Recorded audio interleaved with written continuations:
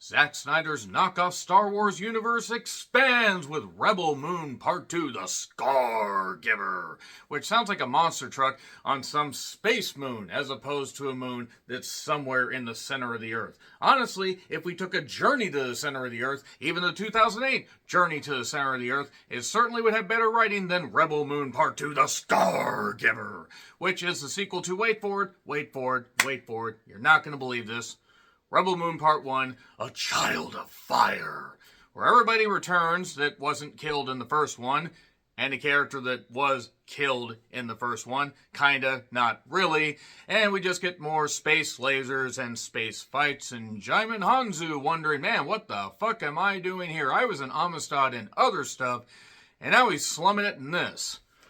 So yeah, Zack Snyder wrote and directed this. I choose to say writing in quotations because I don't think Zack Snyder actually knows how to write. I don't think Zack Snyder is a real person anymore. He's definitely not a real filmmaker. And yeah, I'm not even going to mix words. This movie was just as fucking bad as the first one. The first one that I watched shortly after it came out turned out to be the last movie that I reviewed in 2023 and was also the worst movie choice of 2023 because Zack Snyder decided, I'm going to make my own Star Wars with blackjack and hookers and knockoff characters and nothing that anybody can find substance in. I mean, really, I would defy anybody to find anything beyond humor in Rebel Moon Part 1, A Child of Fire. And then you have The Scargiver. He wants to make 4 more of these. He wants to make 6 of these movies. There wasn't even enough material in the first one to expand past 40 minutes. There's barely enough material to go past 30 minutes for this. Hey, maybe he'll set a land speed record and have only 20 minutes worth of material in the third one. Why did I decide to review this after hating the other one? Well, you know, I've been proven wrong before that sometimes sequels are better. No, this is just more of the same. With, yeah, space fights and people yelling and a lot of slow-mo. Zack Snyder has a slow-mo fetish. Zack Snyder needs to be institutionalized for what he has done to film. He did 300. He did the Dawn of the Dead remake. He has made other good films in the past, or at least passable ones. And for some reason has a lot of defenders, and I will never understand it. So yeah, this was written by the same 2 guys that helped write the other ones. They've also written other stuff. You can check out their IMDb pages for the full list of their work. Sophia Boutella returns as Cora, or Artheleus. I don't care if I get the name right. It's Artheleus, who wants to band everybody together to take down the mother world. That's a good fun. And they use grain and use other stuff and use the unabashed stupidity of these soldiers. Besides Atticus Noble, Ed Skrein, Ed Sheeran would have been better, by the way, would have been more humorous. Not that this guy's a bad actor, he's just not given anything to do. Charlie Hunnam is back as Kai. Cobra Kai, sweep the space leg. In case you can't tell, I'm not taking this movie seriously because this movie takes itself entirely too seriously. And yeah, Cora and the crew, they're back to basically beat back the forces of Motherworld. So yeah, it's like Empire Strikes Back, just without the cool ending or anything good about it. And no Lando Calrissian, no good characters. I mean, you did have Anthony Hopkins voicing once again the C-3PO knockoff that was named Jimmy, was actually given the name James. Yeah, Jenna Malone in it. Jenna Malone's a really good actress, and I don't understand why she's not given better roles to have. So yeah, you also have Rhiannon Reese, who was in Halloween, the 2018 Halloween. She was the female detective that got killed because the shitter was full.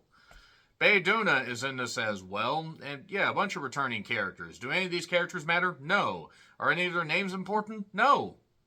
This is a shit space movie that Zack Snyder really should be embarrassed that he put out. But then again, Netflix threw a bunch of money at him because they are bound and determined to have some of the worst originals possible. I'm still subscribed to Netflix in part because other people use my account in the house, but why the fuck not? But yeah, taking place immediately after the first one. If you haven't seen the first one, well, then you're gonna be lost. But then again, even if you have seen the first one, you could see the first one hours before you see this and probably still not maintain or retain any of the shit that occurred in it. And the fact that it came out not like just about 4 months ago is quite frankly baffling. So yeah, Atticus got sent to his goddamn death, being sent off to this floating fortress, but he got resurrected. And now he's back in command.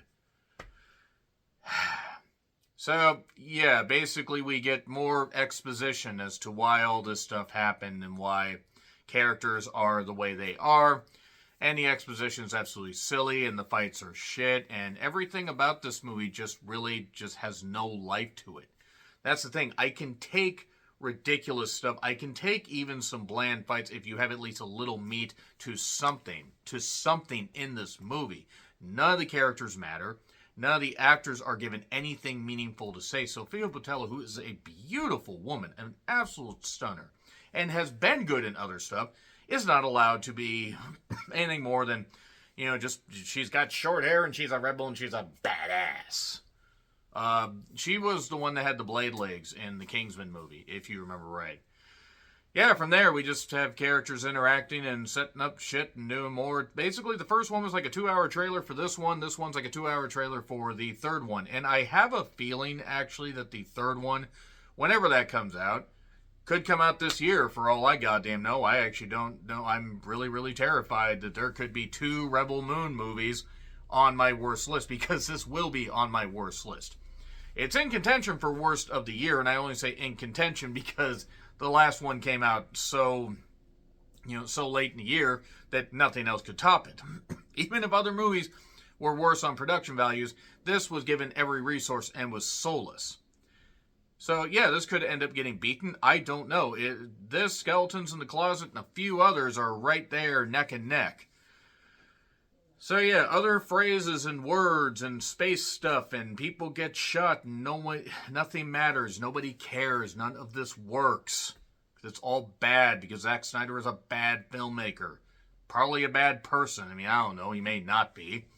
At least everybody, I assume, had fun. I don't know how you could, do anything but try to have fun and smile, though your heart is breaking as you get into this slum-filled space schlock that is Zack Snyder's Rebel Moon Part 2, The Scargiver. That's, by the way, because Atticus Noble has a scar that, Cora gave him.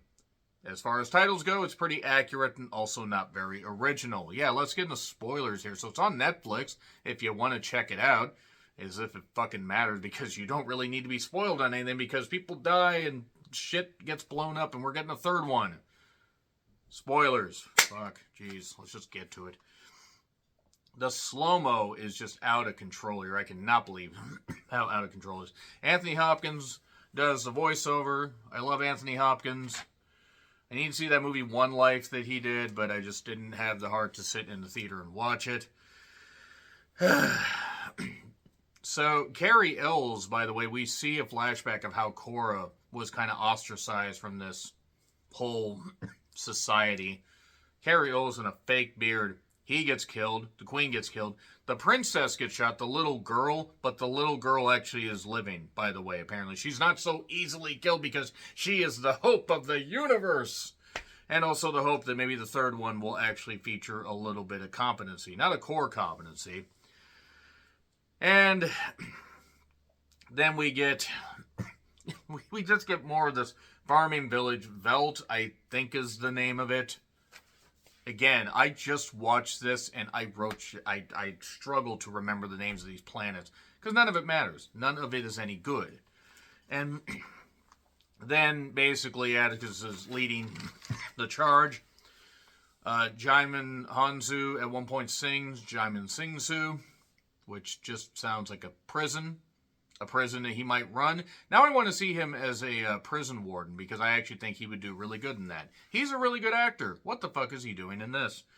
We get like 3 setup montages in 10 minutes. This movie is more padded than the first one, and the first one was padded quite a bit. So James, the C-3PO knockoff, eventually shows back up because he's just, after the little girl Sam, who made the pants too long, had him and he saved her because he had devotion to the king, a king that's been dead. That was Carrie Ells' character. And we get more backstory. Jaimin Hanzu's character. And I know he had a name. I don't care what his fucking name is. Not that he doesn't matter. The character doesn't matter. He was willing to sacrifice himself, but then his men got blown up. So now he's vowed revenge. Duna basically says, oh yeah, my pain became rage and my rage became revenge. Sadly, the best line in the movie. And it was soulless. So, they just shoved more exposition. Atticus is bound, determined to blow the shit up. They set up traps with all this grain that's so badly needed. It's kind of like if Dune actually had a little bit of more energy to it. Yeah, I like Dune Part 1 or Part 2. You can check out my reviews of those, and I don't care if that offends anybody. James basically feels lost, but because he saved Sam, he was given a little bit of a reason, and now he's kind of this badass. He's got this cape and everything, and all this, and now he's bound, determined to save the rebels.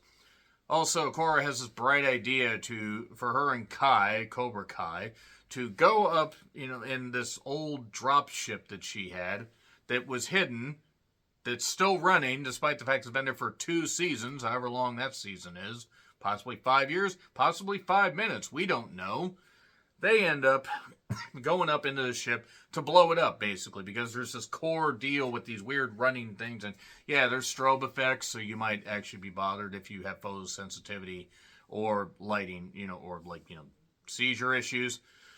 And people die, and none of it matters. More people get shot, none of it matters. I mean, there is stuff on the ground where there's these tanks that kind of remind me of the ones in Metal Slug. Heavy machine gun, it's like boom, boom, boom, boom, boom. Throw the grenades for days. Derb.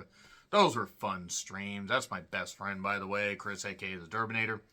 So, they're going to blow up the ship. While Jaimin Hanzu and everybody else, including the long-haired guy that reminded me of a sword and sorcery guy from the 70s and 80s. It's like knockoff Conan the Barbarian. Not the Jason Momoa one. Yeah, I know what the fuck his last name is. I don't care. So, more slow-mo shit. This slow-mo is so annoying. And nobody can fight in this. Nobody can fight at all. Everybody, they'll just shoot. One person will do stuff, and then they'll suddenly realize, oh, no, shit, I'm in the middle of this, and I can't do it. And then more people die. Most of the, soldiers, by the way, these great Motherworld space soldiers are not good fighters. Atticus is like the only one that's halfway decent. James comes to defend them. We kind of get a little bit of Adam Driver, Mark Hamill face-off, like an homage. And then he kills a bunch of people. He can't be damaged, or at least he can't be damaged by these guys. Probably in the third one. Nobody will care. And you got it. At one point, Korra pretends to be a victim of, this ship crashing. She gets brought on. She's fighting people, and this one guy is just standing there with one of those laser swords we can't call a lightsaber. And he's just standing there. You have a laser sword, you idiot. Just fucking use it. And then they blow up the ship. And then her and Atticus are slanting down. Kai got shot. Oh no. Kai ends up stabbing Atticus. And Atticus is dying again. He gets sent where he's going to fall again. But then she slams the door closed. So maybe he gets severed in half. So maybe he's really dead this time. I mean, hopefully for Ed Skieran's sake. So maybe he can go and be in a better movie. Something other than this. And then Kai dies. Oh God. I hardly knew or cared. Cleopatra Coleman shows up, with her forces, like when she was in the other one. And then the princess is still alive. You thought she could be killed so easily? Evidently not, because we need more of these films. And to find her, and to fight. And we're getting the third one. Everything about Zack Snyder's filmmaking pisses me off because he's not a filmmaker. F. It gets an F. It's terrible. Absolutely abysmal. Agree, disagree, what I said? Like, share, subscribe, Twitter handle in the description. I'm John Ricklin. I'll see you soon.